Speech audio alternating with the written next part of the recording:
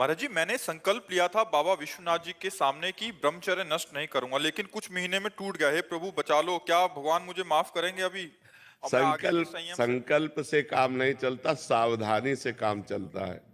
अगर आप हस्त मैथुन का अभ्यास दृढ़ किए हैं, आप मोबाइल में गंदी बातें देखते हैं, आप गंदा संग करते हैं, तो आप हनुमान जी, राम जी, शंकर जी, जिनको चाहो हाथ में ले लो।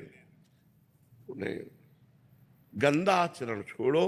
कसम संकल्प नहीं करना चाहिए, कसम नहीं खानी चाहिए। हम अभ्यासरत हैं, प्रयासरत हैं।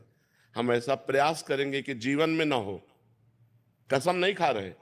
अगर हम प्रयास में फेल हो गए, फिर हम प्रयास करेंगे, फिर प्रयास करेंगे। ऐसे करना चाहिए, कसम नहीं खानी चाहिए। कसम किसी बात की नहीं खानी चाहिए। हम प्रयास करेंगे भरपूर प्राणपन से, टूटने नहीं देंगे, पर कसम नहीं खाते। अगर टूट गया तो कोई अपराध नहीं, क्योंकि हमने कसम नहीं खाया है। हम फिर उसका प्रयास करते हैं। ऐसे प्रयास करना चाहिए। और जब 2-4 वर्ष निकल जाएं, तब कसम खा सकते हो कि अब मैं कसम खाता हूं कि भूल करके भी मैं ऐसा कार्य नहीं करूंगा, क्योंकि 4 वर्ष 5 वर्ष हो गए मैं संयम से चल रहा हूं। तो कसम खाए।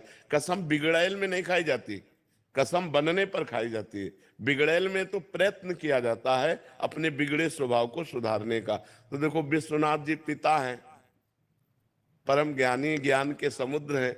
हम जैसे अज्ञानियों की बातों पर वो ध्यान नहीं देते हैं, इसलिए डरो मत। अब अपने को सुधार करो। हमको चाहिए कि अब हम सुधार करें। जहां हमसे गलती हो रही, वो गलती की दूरी बनावें। जब हस्त मैथुन के लिए मन कहे तो बिल्कुल ऐसा समझो मेरे हाथ टूट गए हैं, मैं बिल्कुल नहीं करूंगा। अगर ज्यादा मन परेशान करे तो बाहर निकल कर टहलने लगो, राधा राधा राधा राधा राधा, उससे बचो। अब अगर आप ऐसी क्रिया को सहयोग करोगे तो फिर तो पतन हो ही जाएगा। और हमारा कई जन्मों का अभ्यास गलत है।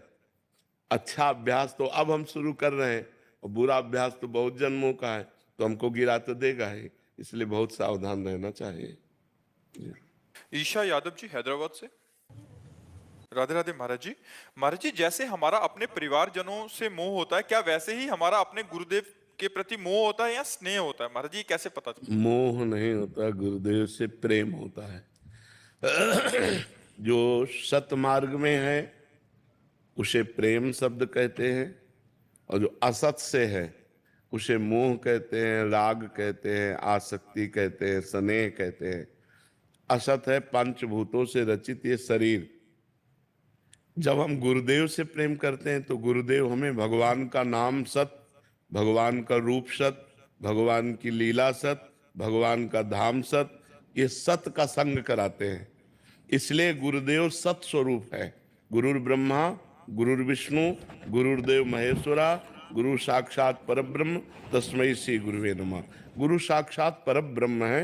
गुरुदेव कोई पंचभूत शरीर नहीं है।